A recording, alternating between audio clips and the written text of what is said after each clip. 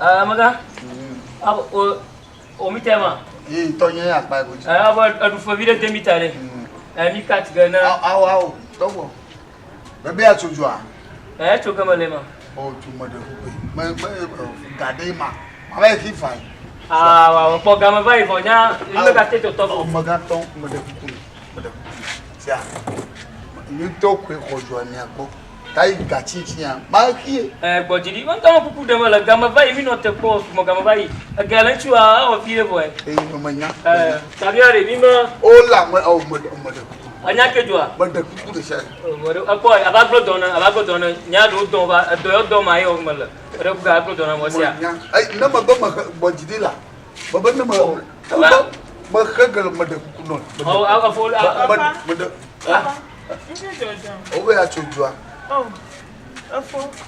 Awula mode ku la. Mode ku. Oh, man kom na we. Mode ku. Always do. Man ku ka jojo. mare ku nyama so mo ko wa fofo ko na masa wa gba ku kana masa. Mere ku da ni. Amachichi afofo achi ko ma. Ko Bina khage. Mi afa ki. Kaka ba cho di kwa mo ba khage. Si afo. Mare ku ma ko ba jibe aglo dona na nyama ten kat jo le fiyo ha me na kat gala pol ganji. Asia me na kat so da sim nyama wo to ya odoma. Mode ku no la. Ma jibe asa ko mo re. Ku de mala no mode ku. Ma jibe asa ko mo re. Okay. Problem ali. Me na kat gala pol ganji. O ta nya glo mala no a. Agbe ma sego.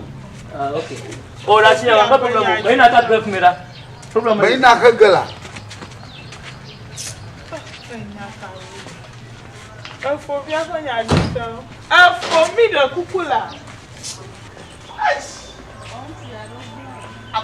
Men to pa wa. Po. Bol ya na pole ga. Hein? Oh no. Abo koko. Yeah. Bol ya jino na kwa. Oh, abo. Yeah. Okay. Good day. La. La fama. Hello. Oui, Machi tibia. afo mara oui jimala. Bol ya pomola ni. Apo mo ti me bota ni. Ma ko bol vide go. Akpo bol vide ni bonya. Akpo bol vide bonya. Eba ya akpo bol bonya. Adon ku jibe fa be ba soju ono mo ba mo de kuku egbe a. Afo na de. Il avait pas pour la nervo. Il avait pas pour l'électricité.